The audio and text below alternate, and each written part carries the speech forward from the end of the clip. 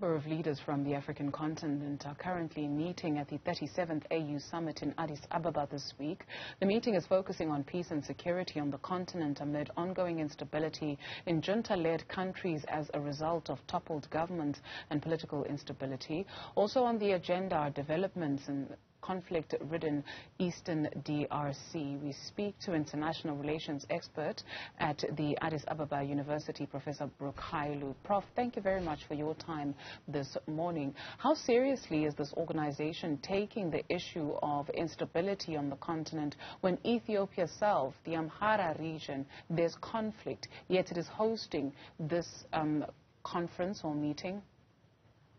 Yes, well, a great question. Thanks for having me.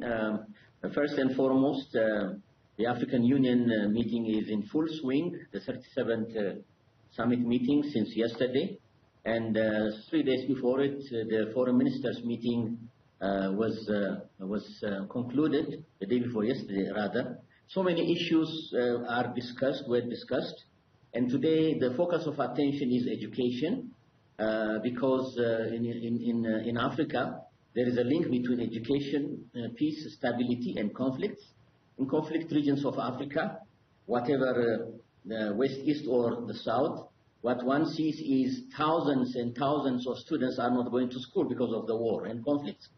And also schools are being burned down and destroyed. So there is this link, nexus link between education, peace, security, and the like. Now, and by the way, this AU summit is attended by a record 34 presidents, countless prime ministers and foreign ministers. Everybody is here except the suspended members of the AU, which I believe will come later on. Now, coming to Ethiopia itself, Ethiopia is not the only country that has conflict. I can cite you 6, 7, 8 countries. DRC is one. There are other countries, especially in the Sahel region. There is a fight against terrorism. There is also issues of instability in other areas. Now, coming to Ethiopia, yes, there are skirmishes in the northwestern part of Ethiopia and the Amhara region. And Ethiopia being a very, very big country, big in size and big in population, the government had openly declared that it will maintain peace and order in that part of Ethiopia, just like it did, if you recall, Miss Dudu, just like it did 2-3 years ago when there was another very big conflict in the northern part of Ethiopia, which has been concluded by a comprehensive peace agreement. So now, where is Ethiopia? All kinds of peaceful dialogues are being tried, 2-track and 3-track diplomacy, to conclude peacefully the conflict in the Amhara region that you cited. So we are very, very hopeful here in Ethiopia that the issue will be concluded peacefully, just like in the northern part of the Tigray province of Ethiopia. So that's how the situation is. Professor Hailu, the themes that are being discussed are nothing new. This is the 37th meeting. The themes include continental peace and security, trade and integration, yes, education that you mentioned is being discussed today, and skills, agriculture and climate change, governance and human rights, as well as gender and youth employment. If you only take a look at the issue of governance maybe, and leaders who abuse their terms in office, we speak of Senegal at the moment, where Macky Sall is doing his thing now, it's his turn. Whereas we've seen this before in the 7 years that this has been going on and these meetings have been going on. And so given that these issues are nothing new, but the problems seem to get even more and people are more emboldened in terms of the leaders that violate constitutions in their own countries, what is the point? Well, thank you for this key question. What's the point? I mean, just think about it. What if there was no OAU, and what if there was no AU, the African Union?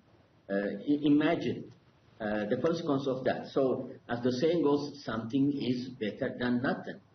Having the OAU and now AU is better. I wish you were here in Addis, how they discuss, how they debate, how they formulate ideas, and how, by the way, the African Union Secretariat, how they perform how they use division of labor and focus, how they talk about and discuss and try to implement about so many issues, Agenda 2063, and also how, by the way, how the AU has come to have a teeth.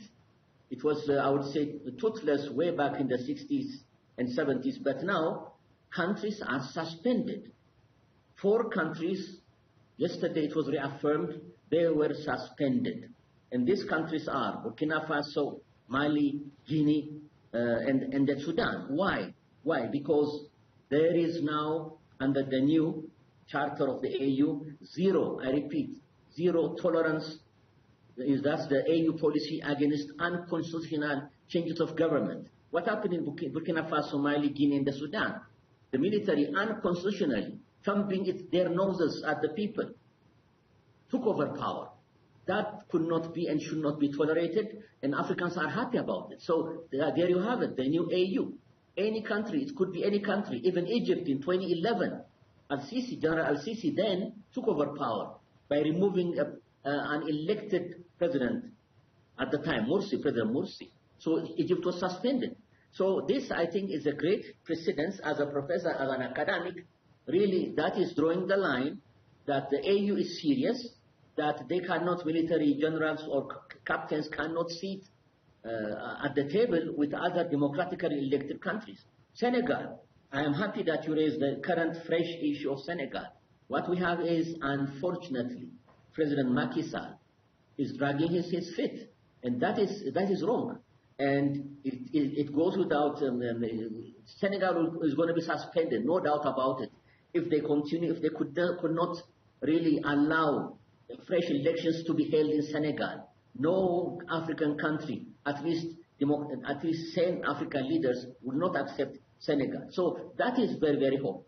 They don't do a thing, something like that. I disagree. I really disagree humbly with you. Why? Because look at the efforts done by regarding health. There is, for the first time, the African CDC, control of diseases. It is being formulated. Vaccines, pharmaceuticals are going to be produced right here on the African soil, rather than buy this very, very life-saving medicine and drugs from abroad. Food sovereignty. The focus, one of the other focuses is on food sovereignty. Africa is so rich in strategic minerals as well as in agricultural lands. What is wrong? I think it's our agricultural policy, a serious leadership, a sound policy are the problems. If you set your heart on that, African countries can be food sufficient, not only food sufficient, but export food. The best example, current example is the fact, as the fact tells us, is Ethiopia. In a span of 3 years, Ethiopia has become a food exporting, wheat exporting country. You can check it out. So I think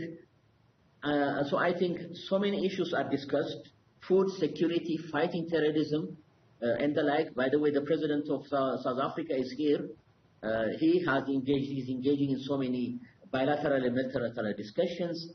So many issues are discussed. Central African Republic, agenda of terrorism and violent extremism. How can Africa fight this? Food sovereignty, the situation in the Sudan, the situation in the Gabon.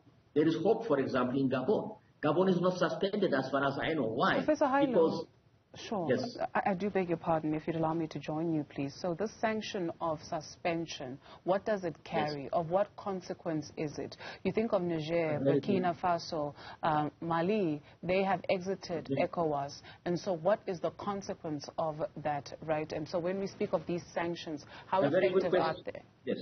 Yes. No, absolutely. Let me try to address your... when a country is suspended, by the way, in ECOWAS, ECOWAS suspended them, and they also wanted to withdraw the military officers of these 3 countries. African countries will be obliged not to receive the leadership of these 3 countries. One consequence is this: diplomatically as well as in real terms, not cooperating with these generals or captains until they set a date for a fair, just, and balanced election. They have to set a date in the coming, say, 2024. Let's say in Gabon, there is a crisis in Gabon. You know what the Gabonese did?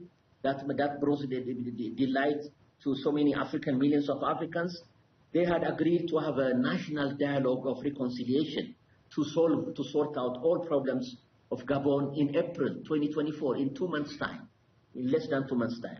And then by December 2024, it was agreed they will have a new constitution in place. So what is holding Burkina Faso, Mali, and Guinea and Sudanese leaders? If you take the Sudanese two military groups that are fighting each other, it seems they are putting they are thumping the nose at their own people. They are not putting, as they are supposed to do, the people above everything else. Rather, they are fighting turf territories, fighting to do this and to do that, and destroying the Sudan. The Sudan is going down the tubes. It is sad. So, for us, when we discuss about the African Union, yes, there are hiccups here and there, but now the reinforced AU, they are fighting to have a seat in the Security Council. Why don't we talk about that? And they are formulating it is one of these agendas. Let me give you how they try to sound and to be democratic. An election has been held for the Peace and Security Council of the African Union. For your information, South Africa had served for the last several years, and now in the southern part of Africa, South Africa and Zimbabwe are being replaced by Angola and Botswana. There it shows you. And now the current president of the African Union is the president of Mauritania. Believe it or not, Algeria and Morocco were eyeing this position, but what had happened is, given the African culture of consensus and wisdom and intelligence, they made a compromise to elect Mauritania, which replaced the Comoros president Ghazani to be the next, for 1 year, the next African chair. So okay, there are so many issues that are quite interesting and quite fascinating. For Africa, it has to come to terms, it has to come of age, just like the other continents of the world. Fair enough. It has to act together. Thank you. Fair enough, Prof.